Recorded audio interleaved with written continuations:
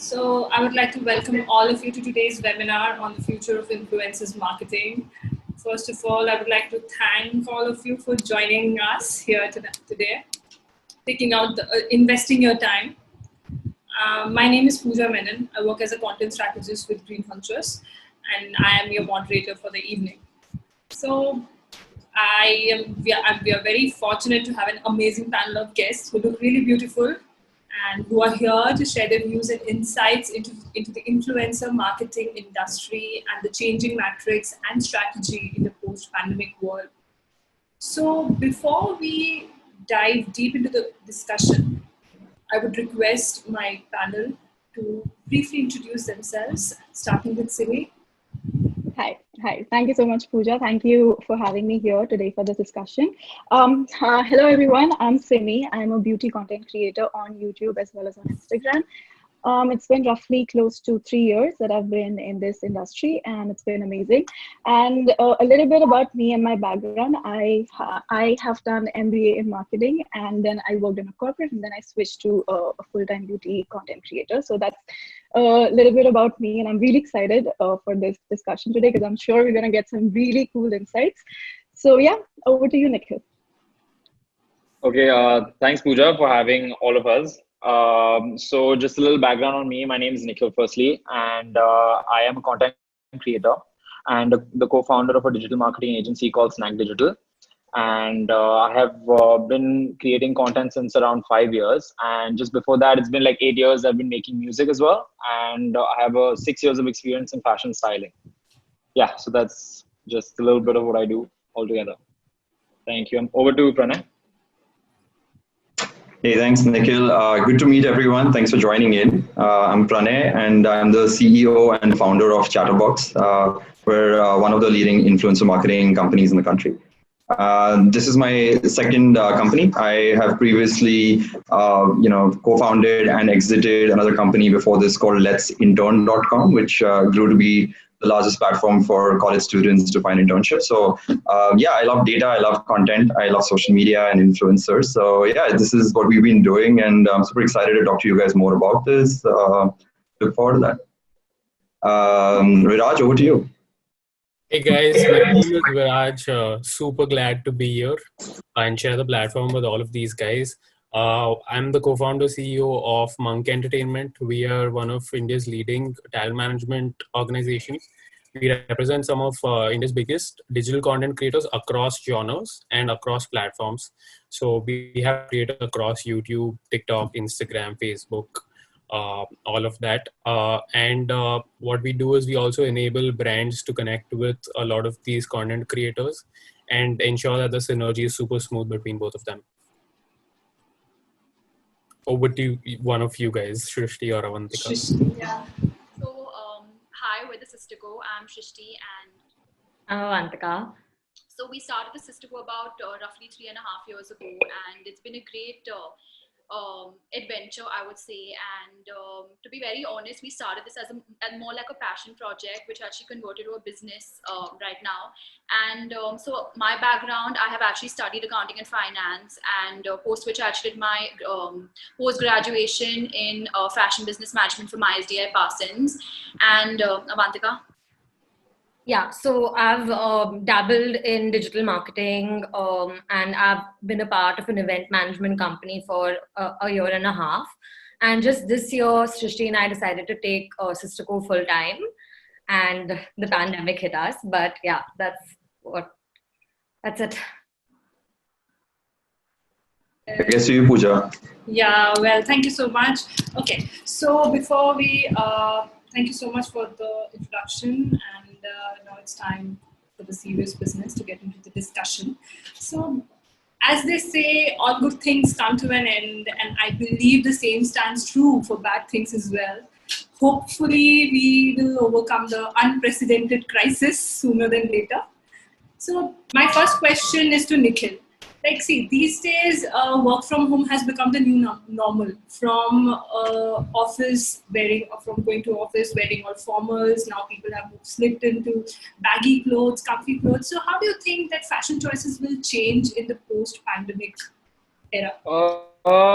That's actually a really good question, is because now that you see that everyone's businesses are affected, people's Yeah. buying behaviors are going to change completely. So it's Yeah. also going to be more important on buying more quality garments rather than the quantity of it. Because earlier people used to buy a lot of garments. They're like, oh, this is cool, let's pick it up. But Exactly. now it's going to be about what's more like, and since also even fashion brands are slowly going to move to the sustainable side of things, seeing like the things that have happened now, people have changed on what they're doing. People's buying behaviors are going to change. Luxury brands are going to get a really bad hit, is because people would not want to invest so much money in just because it's luxury now. So even they will slowly adapt to this, and even luxury brands itself will try to come up with more lines that are slightly cheaper than what their actual prices were, still keeping in mind the luxury aspect of it. So obviously that's going to change. Trends are obviously going to be there.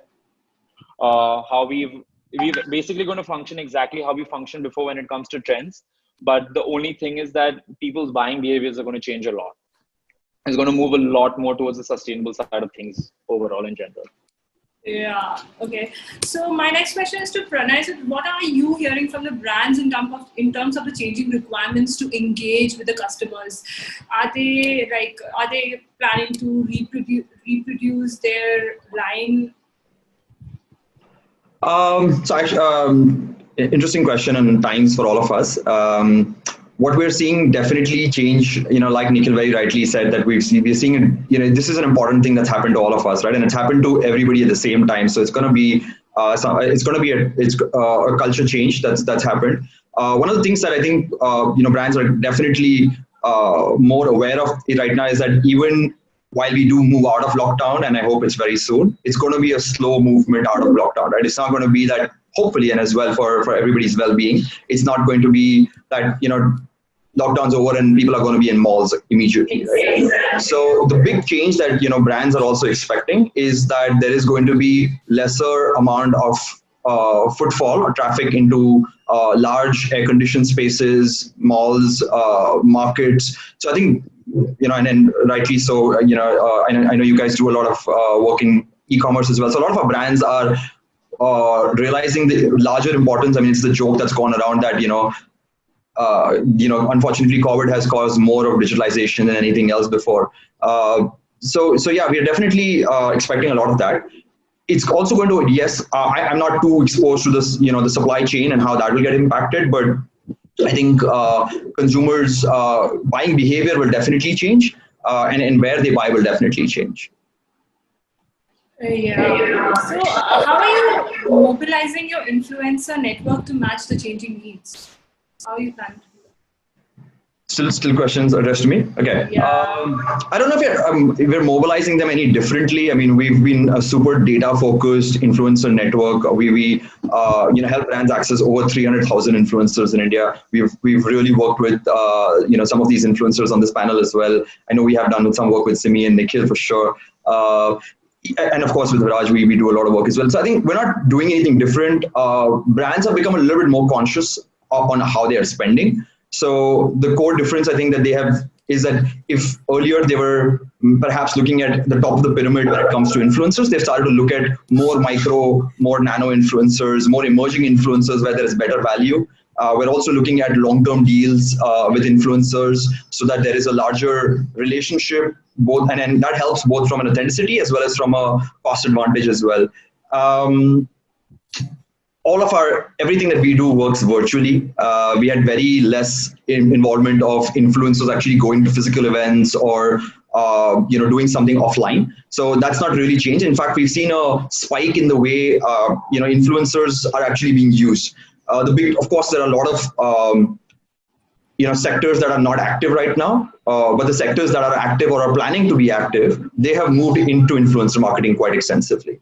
So, and then this is happening more so because budgets for brands from television, from print, are moving to digital, right? And I think that way we're going to see more, hopefully more and more work for influencers. So we're prepping up right now for a big surge in the demand supply of the demand of influencers. So yeah, I don't know if it addresses your question in terms of how are we mobilizing it, but yeah. Okay, so Avantika, I would like to throw the same question at you. Just like how do you think that the fashion choices or preferences will change in the post-pandemic world? Yeah, so I think that this whole pandemic has made people realize how much we really misuse our environment, and our consumerist mentality is going to like become different, because during the pandemic I myself have seen that in my cupboard I have so many things that I've forgotten about, honestly, and there are so many different ways to rewear them. So I think that people are going to be more conscious and buy more quality pieces rather than just quantities of things. So I think in that way, choices will definitely change. And I think we're going to go more local and focus on more, homegrown brands rather than looking at international brands when we shop. Fine, yeah. So, do you think? Hello, can you hear me? Yeah. Hi, Simmy. Could I maybe? Yeah. Yeah. Yeah. So, yeah. I just add on a point to your question. So when it comes to beauty industry, because I am a beauty influencer, so I would like to speak in terms of beauty content and everything. What I realize is that the post-pandemic behaviors that we're talking about, the buying behavior that will happen post-pandemic. First of all, we don't know when the pandemic is going to end or whatever. There's no set duration to that. So let's say 6 months or 7 months from now.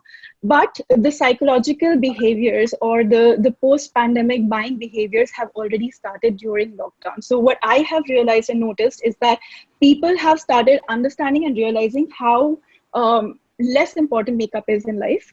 And they have moved on from makeup to skincare. I mean, they've moved back, in fact, because makeup actually just gained, a little bit of that popularity in the past couple of years, say around 2 to 3 years. People really started enjoying makeup and wearing makeup, because before that, obviously, I mean, in India, there's always the stigma of wearing a makeup and stuff like that and going outside. But now people had, just started wearing makeup, and that is when pandemic hit us.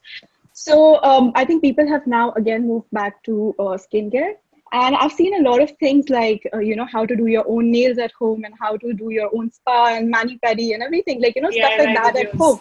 So people have realized that all of these things where, they used to spend a lot of money. Now they're actually capable of doing it by themselves at home. So the trend has already begun. So what I understand is that makeup industry is going to take a very huge hit. Is what I believe, especially all the brick and mortar stores, salons. I feel that, if you have that loyalty, that trust to go to a store, or maybe you have that that brand recall that you maybe built over the past couple of years, only then. And also if you have essential items. So for example, if a brand XYZ brand has essential items in terms of skincare, and it also has brand recall, and it also has loyalty and trust. I think these are the three basic factors that will get a consumer to buy products in this time. So if you're an upcoming brand, you don't have brand recall. If you're a new brand, you don't have skincare segment to your your portfolio, then I think it's going to be very difficult to survive, especially in the beauty industry. So yeah. My next question is to Srishti. So I would ask you, it is very much related to what Simmy said, like people are getting into home remedies, looking for DIY videos to do mani-pedi, cut their hair, do some kind of scrubbing or all those kind of things. So how, as an influencer, you are planning to reconnect to the audience and to remain authentic at the same time? So I think, like we mentioned, that there's going to be a definite mindset shift, I feel, in terms of consumers wanting to actually visit salons and actually step out to go and buy products, is mainly because of obviously the post-pandemic era. Nobody knows how people actually want to connect with brands, as well as wanting to go to salons. Is number one, obviously, was the safety. And I also feel like today we as influencers, I think of course it is important to be authentic, but I also feel it's important to cater to your audience as to what they want to see. So Avantika and I've actually tried to already create that shift. So we are actually trying to do a lot of DIYs at home in terms of skincare, hair care, mani-pedis at home, because I feel that's something which the audience is going to really kind of absorb post the pandemic, as well as they're already absorbing right now because of the fact that we're stuck in a lockdown. So I think there is going to be a huge mindset shift. Yeah. So my next question, hello. My next question is to Viraj. So how do you think that? What are you right now? Like quite a few brands and retailers are consulting to reevaluating their spends in the influencer marketing space due to the budget constraint. And so, any recommendations on how do you feel the business should go about with this? Brands in retail, was that the specific question? No, brands are reevaluating their spends in the influencer marketing space. It's all brands across, yeah. So, yeah, like Pranay rightly said, right, that at the moment, it's people are reconsidering how to move on to digital strategies and influencer marketing strategies because, like I said, and this is something I've always maintained, that an influencer, 5 to 6 agencies combined in one, right? They are the actor, they are the director, they are the creative writer, they are also the distributor, and so right from ideation, and so they're also the media buying agency, right? So right from the ideation till the end point, which is supplying the content and making sure it gets right out of reach, they are like the one-man army or one-woman army who ensures that everything from A to Z is happening for the brand. So in that space, you don't really need to involve like 10 different people, have like heavy production costs, have a huge set and things like that, when you can convey the same message in fact, a very creative way through a mobile device or through like a camera at home. So that's what we're seeing, that a lot of brands are now adopting or at least warming up to influencer marketing and influencers in general, because that is one of the most obvious paths post this pandemic that has shown us, right? Because influencers are the ones who are able to stay creative, stay at their homes, and being able to entertain or inform or guide a lot of the youth and a lot of the audiences. So we've seen a lot of brands, especially, I mean, the ones that are active in general right now, which is the edtech category or OTT platforms or gaming platforms. They are naturally already working heavily with influencers. But even so, a lot of our roster of brands included non-essential, grooming brands, fashion brands, and brands like those. They are also activating slowly once Amazon has, I think, they start delivering since yesterday. Yes. They are reactivating a lot of their strategies and moving back to influencers. So that's one change that we're constantly seeing now. Great. So my next question is to Nikhil. Nikhil, like as Viraj said that it's like content creation, you can do it from your phone. And so my question is, what are the challenges would content creation be? Like from the transition from outdoor to indoor to an indoor setting with less number of people, keeping social distancing in mind.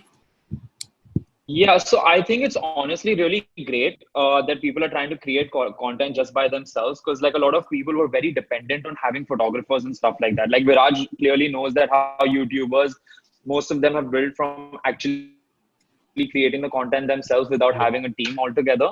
That's how they are core, and that's how they've started from the beginning. And on the other flip side, a lot of Instagram creators, not all of them created content themselves. They were obviously creating they were a part of the process, but they also depended on photographers, videographers, since it's a really big aspect there. Are now trying to learn new ways to be able to shoot things like that.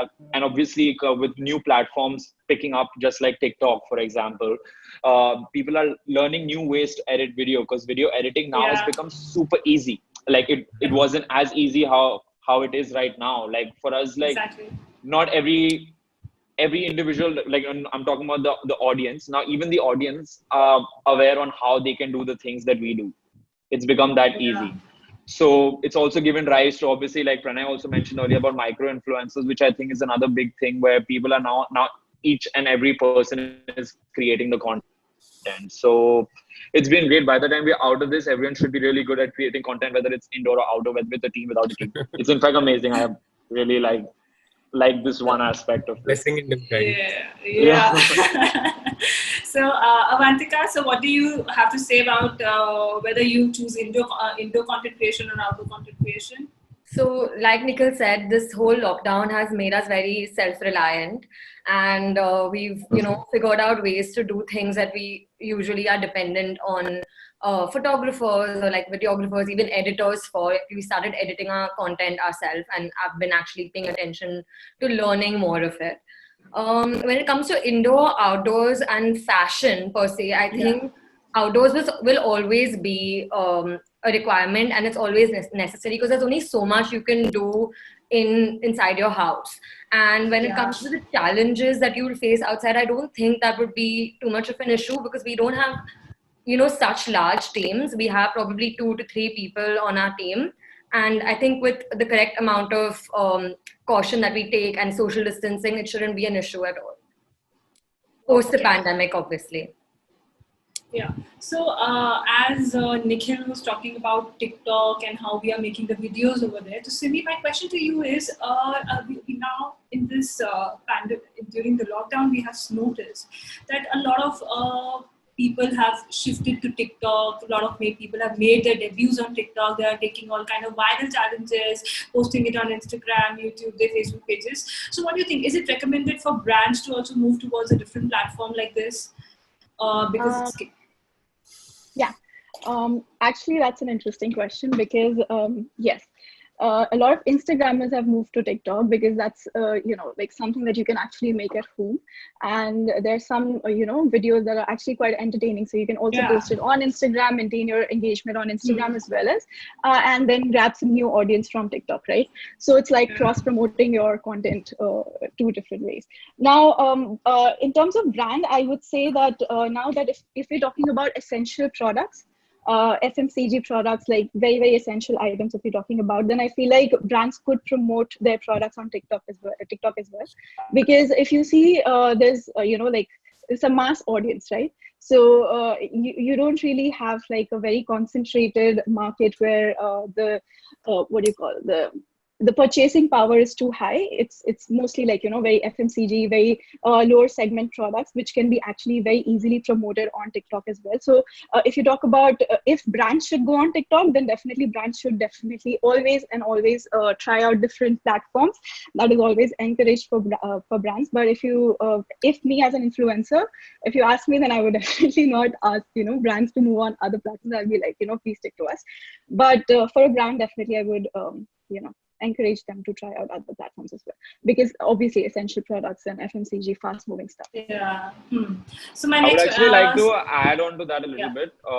So I feel like TikTok as a platform is very different from Instagram. So it's not like the brands, even if they do use that platform, I don't think there's going to be any shift that they will only do campaigns there, is only because it's very different kind of content. TikTok is really shorter content. The things that really go viral are your 10 to 15 second videos. But Instagram is a bit, the content that people create on Instagram or YouTube are a bit more like in-depth, more detailed. So it all depends, like she said, it depends on the product that's being promoted. It's more challenges and stuff like that. Like for example, a shoe brand would work really well on doing a campaign on TikTok because dance is such a big part of what TikTok is right now and has been for the longest time. So that's how I think it's going to be. But I don't think there's going to really be like a shift on moving the platforms completely on doing campaigns. Also, I feel like, the audience retention is very less there. Like, it's like 5-second content, 10-second content, 15-second content. So you don't really remember what was being shown in that particular content as compared to YouTube or say on Instagram, because here we're literally sitting and talking and like showing products constantly and like, hammering the branding in minds of people. So I think, as Nikhil said, I totally agree with you. So Pranay, I would want to know your thoughts on the same. Like, is it advisable? Is it advisable for the brands to move towards different platforms like TikTok? Sure, I love these TikTok versus Instagram debates. So honestly, and I won't keep it focused to these 2 platforms. And brands come to us very often asking where should they plan their influencer strategy, right? And the question really always is, what's the overlap between the audience that sits on these platforms and then your audience, right? And if you are, like Nikhil was mentioning, that if you're an audience who's you're trying to do something fun, you're trying to do something quirky, you're trying to do something short form, that's really a great place for TikTok and be able to get awareness, right? We've seen that in these times, especially with the 𝐓𝐈𝐌𝐄𝐒 challenges and all of those. I think Instagram is a slightly more premium audience still in India comparatively to TikTok. The storytelling formats are very different. The way consumers consume, it's great for sectors like fashion, beauty, food, etc. YouTube has its own completed different advantages. It helps SEO. It helps reviews of products. You really can get into it. People go there to research stuff. Unfortunately, Twitter and Facebook are not doing great in terms of engagement. So but there are so many emerging platforms, right? So we've in fact CHTRBox just as of yesterday opened up CHTRBox for influencers to sign up with their 𝐒𝐈𝐌𝐄𝐒 accounts, with Hello, with a bunch of new emerging platforms as well, right? And I think, and if I may, I would love to sort of take the conversation now to perhaps what I see is one of the biggest phenomena that's going to come up with the overlap of influencers and e-commerce, right? Social commerce is what we call it. And I think to me that's really interesting because all of these platforms are evolving as well, right? TikTok of late has Instagram, TikTok both have opened up commerce, and it's going to be a big part of what they will do, right? There's only that much limited attention that push ads get today in today's environment, right? None of us want to watch ads. The reason this conversation, and I'm talking to the audience here, works is because it's unfiltered, right? And which is what influencers bring to storytelling, right? This has not been rehearsed, reshot, where we're talking to you like us, like, these words are just coming out to you live. And I think a lot of that is going to happen to e-commerce as well, right? Gone are the days where you will have a model who will, shoot 4 angles and showcase the product, right? It's a human being coming in front and being able to say, this is the product, this is the advantage, this is how it's changed my life, right? That emotion, that storytelling is going to be really important in commerce as well. And we're going to see, and we're already seeing e-commerce move to social and social move to e-commerce. So that's going to be, something that's going to be really game changing, and live formats in those platforms as well, where we've seen, there are about 10 to 12, funded companies that have just come up in India in the last couple of years. There's Meesho as an example. There are a lot of these, there's GupShup, SimSim, all of these different platforms which have a new wave of influencers that's happening. So I think, overall, it's such an exciting time to be an influencer. It's also threatening because you have competition coming up every day. There are new influences coming up. So, it's important to figure out what your niche is, what your platform is, where your audience loves you, and similarly for brands as well to really understand where do they want to invest in long term. I can go on. Let us allow Viraj to share his insights on the same. From there. So very interesting take, right? I also want to open it up to this whole segment where we discuss how influencers are taking up the whole social commerce, e-commerce space. A lot of the influencers that we represent and are working with are now thinking of more avenues than just brand deals, right? They want to create their own brands, and they want to create not just pure play merchandise. Merchandise is, of course, one of the ways to get out there and, have your favorite quote written on a t-shirt or a hoodie and get going with that. But a lot of these content creators are looking to open labels and brands of their own. So, for example, Behaviour is one of the creators we represent. He is big in fashion. He wants to properly start a label, not just a merchandise. Someone else, we have, say, a 𝐒𝐈𝐌𝐄𝐒, he wants to start his own, say, a vlogging camera brand. How can he possibly work with an existing or start his own, camera brand in that space? So things like that are what people are really, like, influencers are really looking at. Simmy, I know I've had a conversation with her on, how she could start a beauty brand of her own, or, collaborate with, say, a Nykaa to create her own line. Like, say, how Katrina has done it. So till now, it was only enabled by the actors, like Being Human for Salman Khan, HRX for Hrithik Roshan. But there are clearly creators who have the clout and loyalty in audience to bring in and build up brands from scratch that are long lasting and are not just looked at a merchandise perspective. That, okay, cool, we sell 10 pieces or 100 pieces of clothing, but they want to do it, on a year-long basis, build long-term brands, change their, catalogs basis of fall, winter, things like that. So that's what I've been seeing. And this is something that we've seen already happen in China, where a lot of the talent management companies specifically have opened up their offices close to manufacturing units so that they could enable, direct to consumer brands and labels for their influencers. So I think this is going to be a very, very interesting take in the coming few months, because while of course the brand money will keep flowing in, I think influencers are now getting enough clout and respect in with the audiences to be able to build a really long sustaining brands of their own. Yeah. So my next question is to the sister duo. So what do you think as an influencer and a creative content person, what could be some of the fun ways and the ideas you would like to do campaigns for brands in the post-COVID scenario? I couldn't hear you. Okay, so as an influencer and a creative person, what could be some of the fun ways and ideas you would like to campaign for brands in the post-COVID times?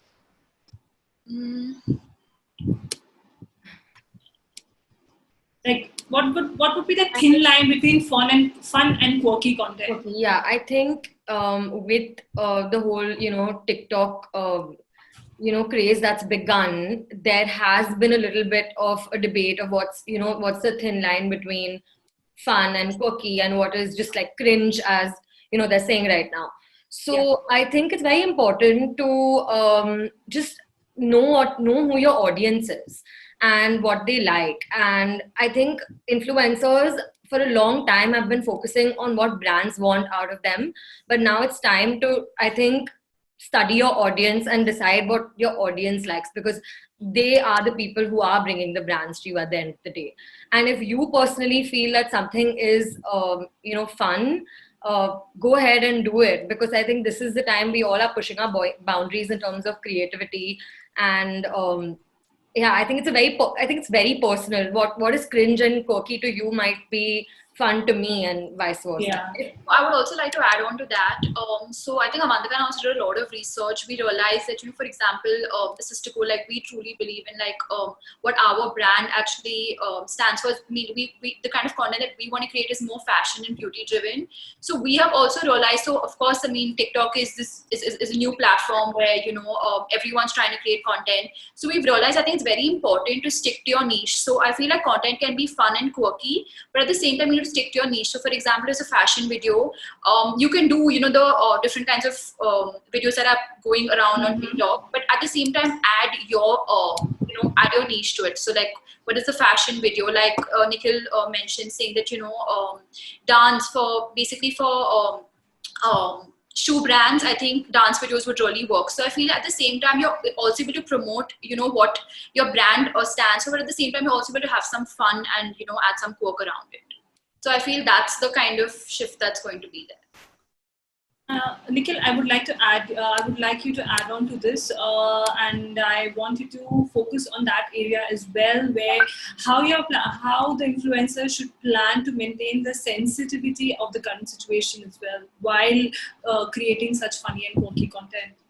Yeah, that's actually a good point there, because since this whole scenario has become very sensitive, so you have to think about it's not just that something is getting trendy so you jump on it. It's also important to understand how sensitive that particular product could be and cause effect to what's going on right now. Like I would personally not want to promote, it's happened to me in past in general, forget the pandemic bit, just to explain that I have said no to a couple of brands who I feel or products that I don't personally use, because then the whole personal element of it goes away. But whenever you're creating the content, it's really important to make sure, say it could be something about it could be a product that's good, and the things that could be a sanitizing product, could be a face mask or anything like that. But the way you're trying to create that content, don't go outside and shoot it. Don't go out with don't shoot it with a bunch of your friends. You need to keep in mind that what's good, and you still keep to the guidelines that have been going on, and give out a good message irrespective of what it is, whether it's about the pandemic or anything otherwise. Yeah. So I would like to move on. I would like to add. I'm so sorry, I'm butting in. No, it's all right. I would like to add. So coming to sensitive topic, right? Earlier we used to get big PR packages from brands, right? And people used to enjoy looking at those packages, and there used to be some sort of an aspirational value to that, an aspirational sentiment attached to it. So for a beauty content creator like me, I used to get 3 or 4 packages, and I used to put up stories and show the entire package, how beautifully it's packaged, and show the products and everything.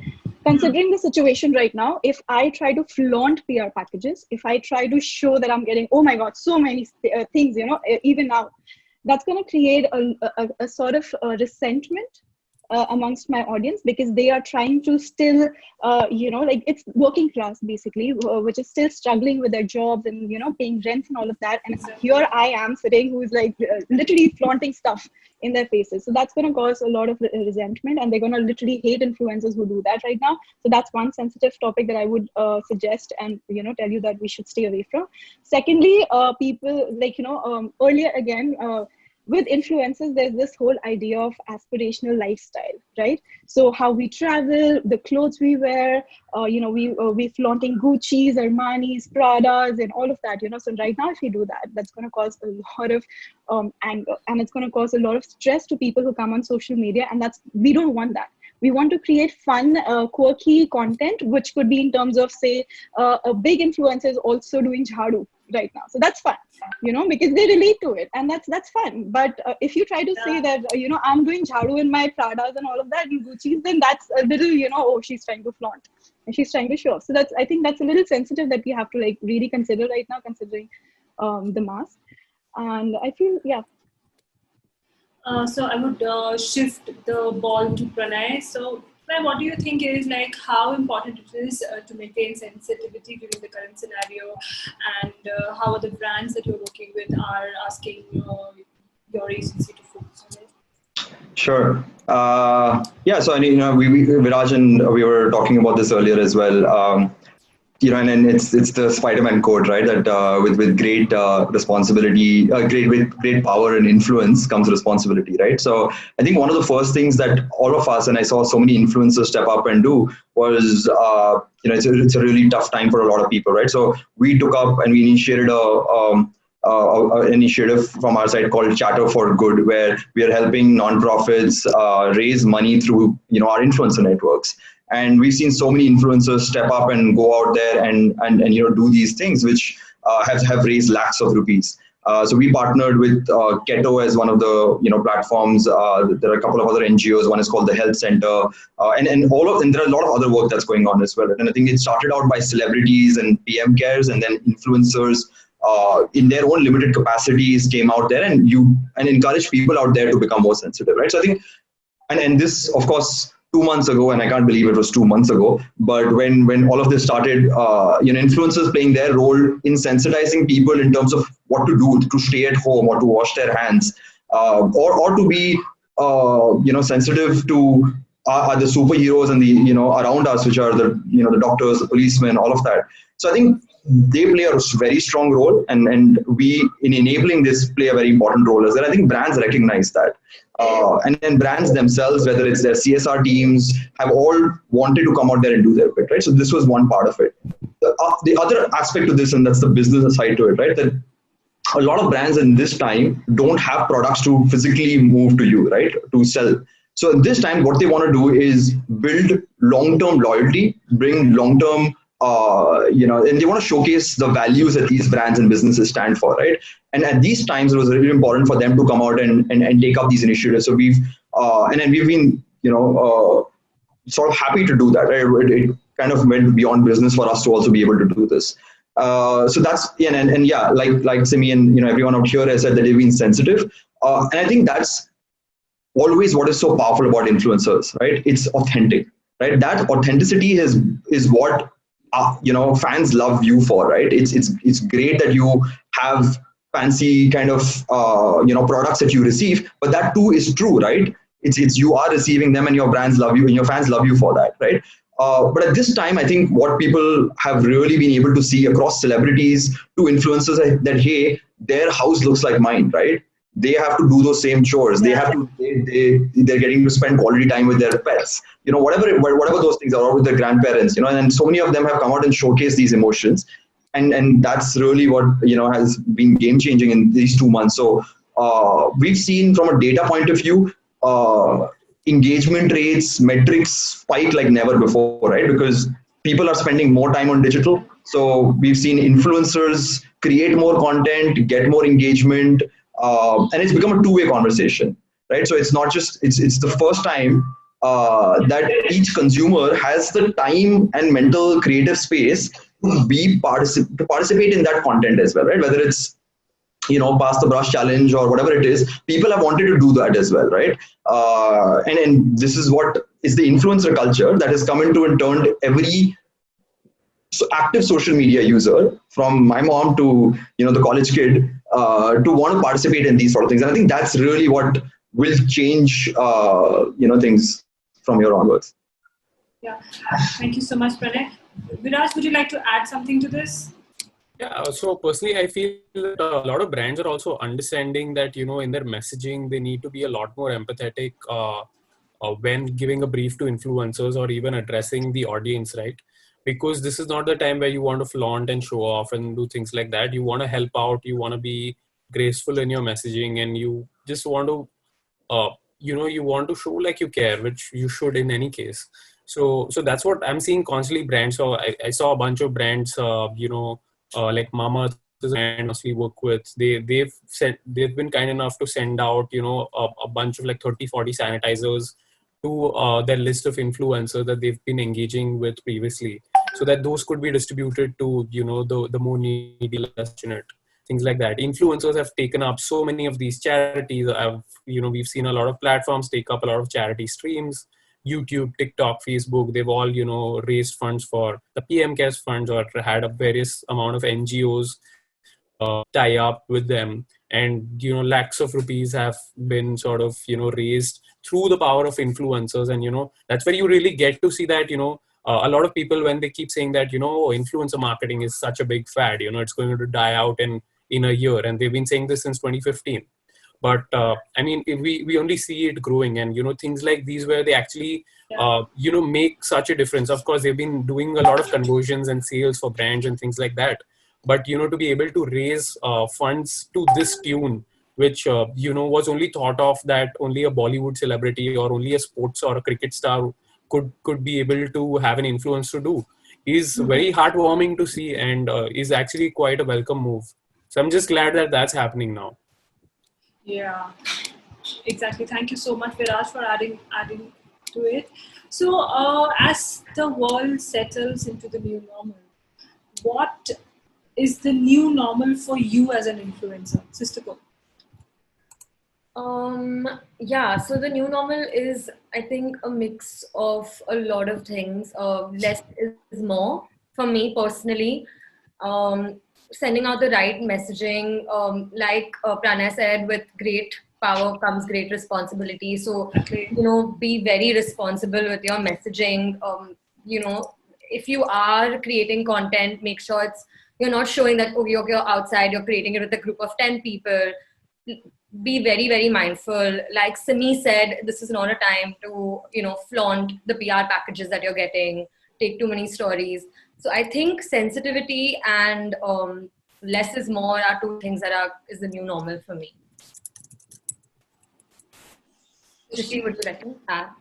So I feel, of course, there will be a little change, but I feel in terms of content creation for us, I think we have started to understand what our audience wants more in this phase, particularly in the last 2 months, because I feel like Pranay mentioned that the audience has started engaging a lot more, so we are understanding what the audience wants. So I feel it's more important to post the pandemic to create content which they are looking out for. So in terms of content creation, like Avantika said, of course we need to be mindful, be sensitive, and for even when we discussed about the outdoor indoor bit, I feel like even if we're shooting outdoors, of course we will have to follow certain norms. But I feel like just changing your outlook of shooting at lesser crowded hours. Then so I feel like we need to adapt to the change, and I think we have to go with the flow. It's something that all of us just have to adapt to and absorb. Thank you so much, Srishti, for adding to it. Simmy, would you like to say something? Yeah. So I think in terms of my content, because I make mostly beauty content, like makeup videos and stuff like that. So I will have to shift majorly to skincare while maintaining makeup videos as well. So makeup is mostly going to be, for all those people who enjoy watching me do all the creative stuff and myself. So earlier it used to have like good conversion rates in terms of, what products I'm using. But now people will watch it because they love consuming that kind of content. But I wouldn't say that there will be a lot of conversion in that segment.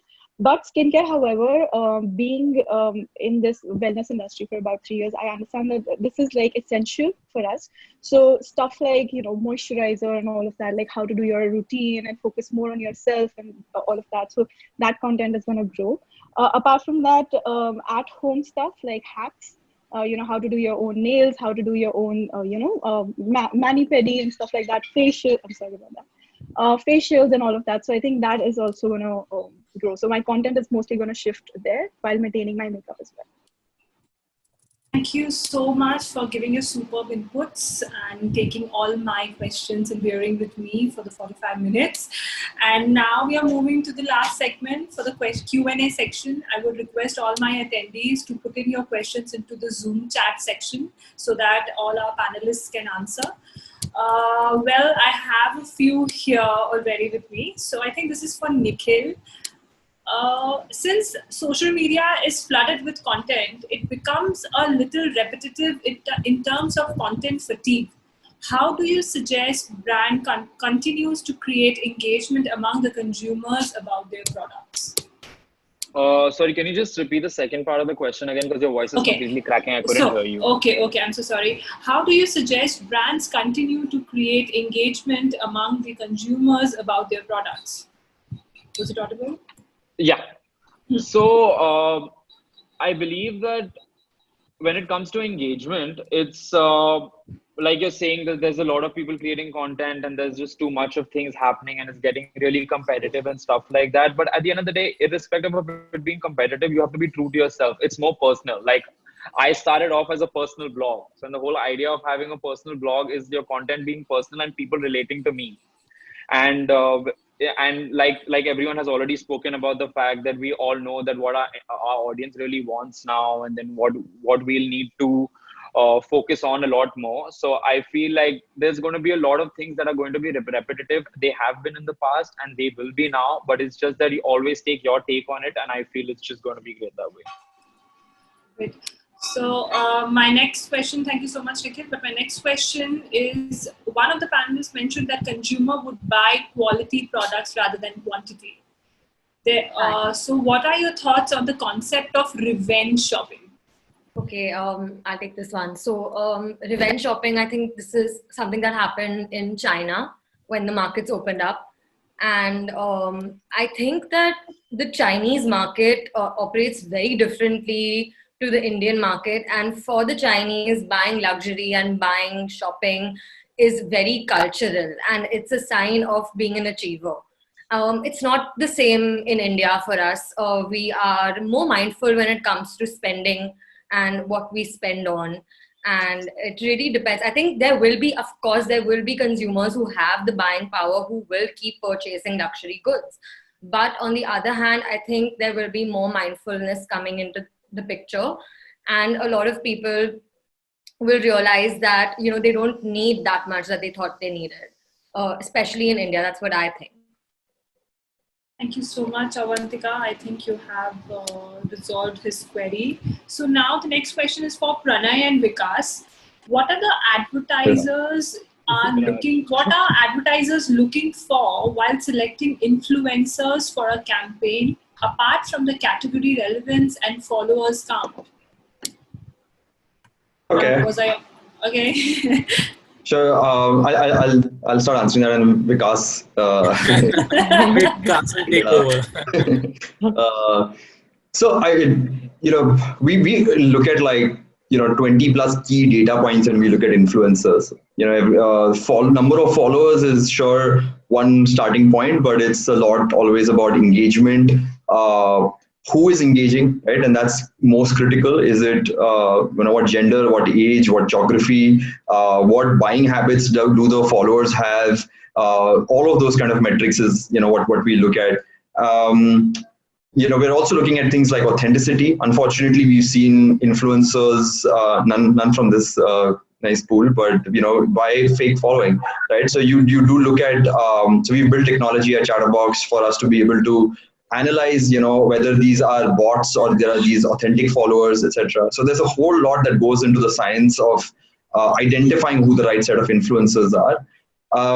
More so, I mean, this is my standard answer, right, to this question. But I'll add on to it, which is post-COVID. One of the biggest things that we are seeing is that performance is going to be really important, right? And when we saw the announcements from Instagram, etc., that the like counter is not going to be visible. To commerce, a lot of those sort of things is indicative of where the influencer ecosystem is going to move, right? So it's great that you have audience that you engage, right? The bigger questions that brands are asking, right? Because it's also important to understand that budgets were experimental so far in influencer marketing, which means that they were like, it's a cool thing to do, right? But did it move the needle for the business when it comes to actually selling to the customers? It's a large part of the evaluation, which is still yet to be done. And brands now, because they're spending more money into this, there are, more questions being asked on this, right? And I think that's going to be very different. That's going to be very important now, and that's going to be different from here onwards, where the influencer, and especially with the linkage to e-commerce, right? We're going to have to move to an ecosystem where I would see that if, for example, an influencer's fee is X, they're going to get made maybe 80% of that, and then there's going to be a variable component to it as well, which is going to be great for the influencer, right? Because if you have influence, you validate that, right? It validates that. If you have a unique code which says Simmy 20 and it's 20% discount for all her fans who have tuned in to watch her, it's great, right? It's a cool thing for her audience, but it also validates for the brand that, hey, I'm ready to invest, for the next 1 year with Simmy. So that's going to be the big change in evaluation. We're going to look at a lot more pilots with influencers, and those pilots are going to help us consider whether we will be able to, and all our, so earlier, in our CHTRBox, we used to work on campaign to campaign with brands. Now, most of our accounts have moved into long-term, year-long relationships.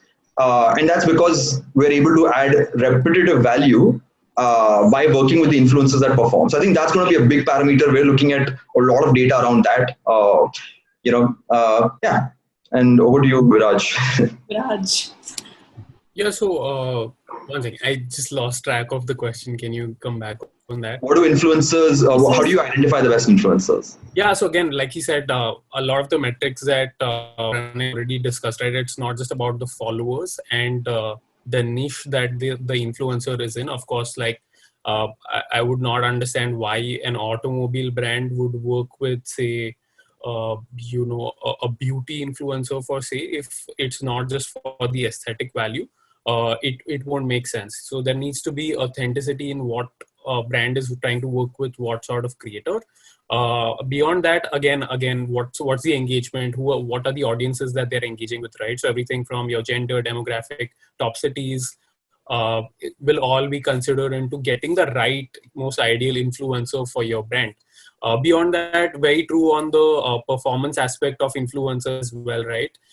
We've been seeing that, before this whole COVID era, and of course, in general, the influencer space was very unorganized as to people didn't know what to charge, brands didn't know what to counter with. So all of that is now going to, I think, stabilize a little more, where brands will start expecting more sales from the influencers and start asking more result-oriented deliverables from the influencers. So those are going to be some of the changes that will happen post-COVID. Thank you so much, Viraj. Sorry. So the next question is again for you. If someone wants to start as an influencer or want to start with his own agency, what is the process one should follow? Any do's and don'ts that you want to share with our audience today? Do you want to start as an influencer or do you want to start as an agency? Because or there is There is an or. You can ask the agency part. One of the influencers can answer the. No, I'll take both of them. So I think if you want to start as an influencer, right, what you need to decide is at the beginning, you won't have a specific niche that you want to focus at. I would suggest you start with 3 to 4 niches, start exploring your content with that, then discover one, what is something that you are really passionate about, two, what is it that your audience is really reciprocating, right? So some of the niches that are very like tied down together are, say, for example, beauty, fashion, grooming. They can all be tied down together, and that could also include things like communication skills, so then pick up and see what is it exactly that you are getting reciprocated for. Or it could be finance, motivational, and self-improvement content. All those are tied in together, things like that. So work towards that, decide what platform is it that you want to go ham on. TikTok is something I would recommend. I mean, beyond all the hate that's happening, I think as a platform, it's not too bad.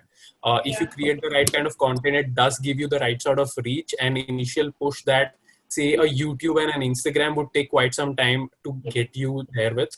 So start doing that, because TikTok also has a lot of collateral following that increases on your other platforms like Instagram and YouTube.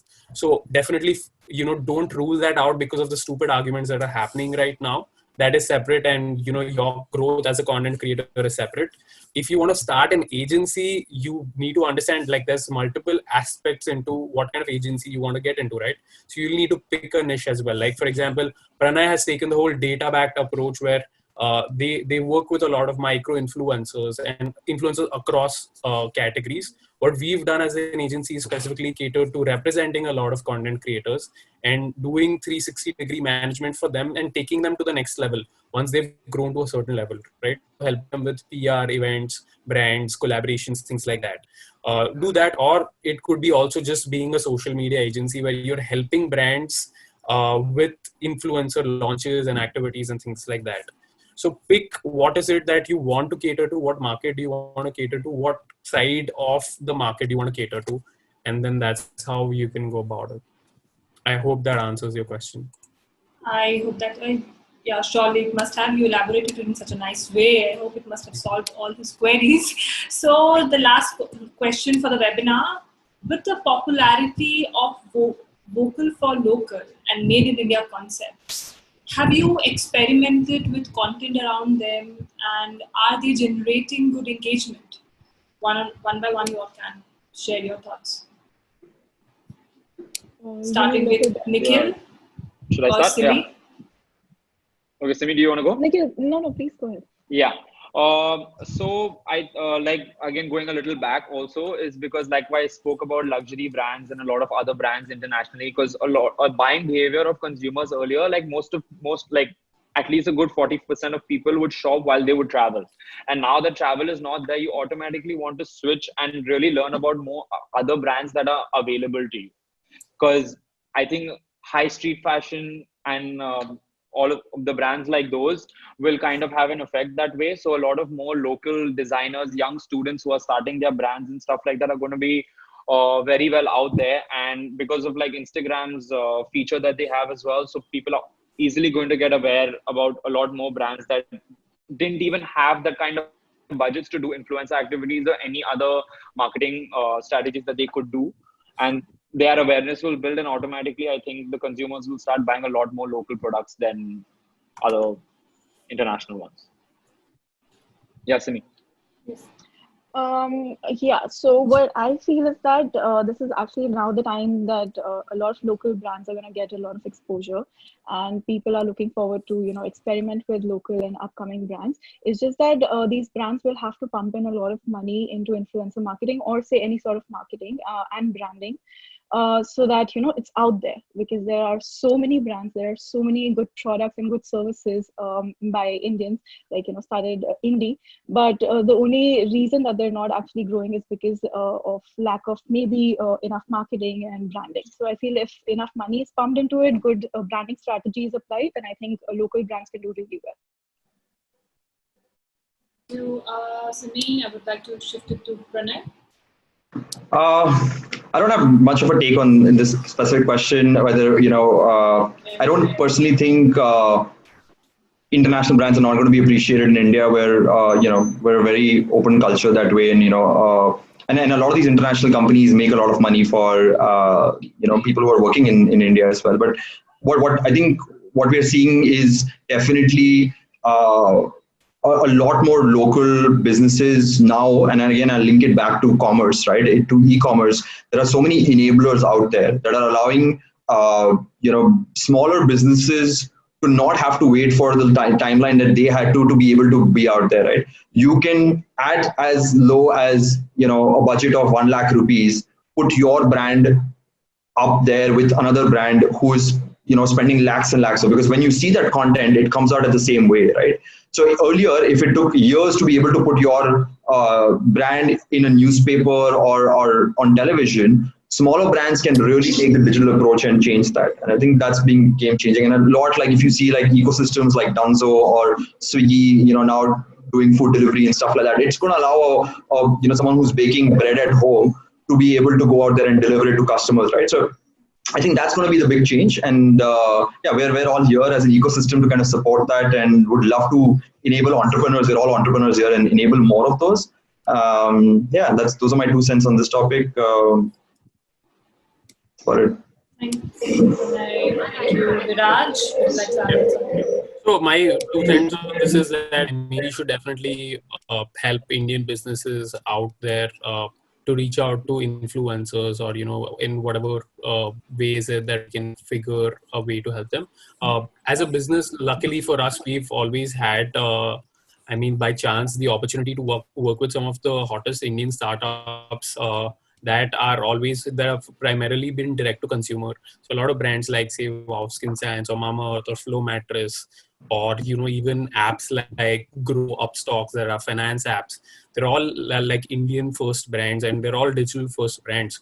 So luckily for a lot of our roster of brands, we've had the opportunity to work with these brands who are looking to take on the biggies in their own spaces. So happy to help them, and it's always been like a wonderful opportunity to work with them and an experience working with them, because they really want to take on this whole young influencer space. The founders are all very young. They want to explore more with influencers, and that's always a fun partnership to have from the brand's end. So definitely go big on be vocal for local. So what's your take on the vocal for local, Avantika? Srishti, I think you wanted to. I just want to add on. I feel we as influencers, like we're a society, right? So I feel like we need to really, of course, promote vocal for local in a way wherein we need to. Just give me a second. I'm just trying to gather my thoughts around here. So I feel like vocal for local, of course, is a great concept, because I feel like we ourselves need to promote, the new age brands. So we honestly get a lot of DMs in terms of, people message us saying that, we're a brand that is made in India. And these are the kind of brands that I feel are also leading to a lot of employment in our country. So I feel like that's going to be the future. And, for the longest time, we used to constantly see tags when everything was written made in China. But I think it's going to lead to a shift when we're going to see a lot made in India now. So that's something that I feel is going to really help, the new age brands in terms of employment, in terms of promoting. And we as influencers need to be really, promote them as much as we can. Thank you so much, Srishti. Avantika? I believe, like Simmy said, that there will be a lot of more visibility to local brands because of these features on Instagram, and people are taking more notice. But we need to realize that there are so many local brands out there that you need to put in a certain amount of money into it. And if you do, and you use this opportunity that we have right now, I think local brands can do very well. So yeah. Well, all right. I think we have come down to the end of this webinar. I would like to thank you all for the active and engaging participation for this wonderful panelist. Hope all our participants and attendees got great takeaways from the sessions. Our great panel was able to answer all your queries. And we will be sharing the video with all of you shortly. Feel free to contact the GreenHonchos at their official email address mentioned in the chat window to facilitate any direct contact. Thank you so much, Simmy, Pranay, Sister Ko, Viraj, Nikhil, for making the session such a great success. Thanks a lot. I hope I didn't bore you guys. Not at all. Not at all. Like a Thank fun you, session. Puja, for Thank being you. Thank you. an amazing moderator and having us. And it was super nice being with all you guys on this panel right now. And it was an amazing time. Hopefully, we all will connect soon for something or the Sure. other. In Thank you person. so much. Thank Yeah. you. Yeah. Sure. Thank you so much, guys. Stay Thank safe. you so Thank much. you. Thank you. Thank Thank you. you. Bye bye.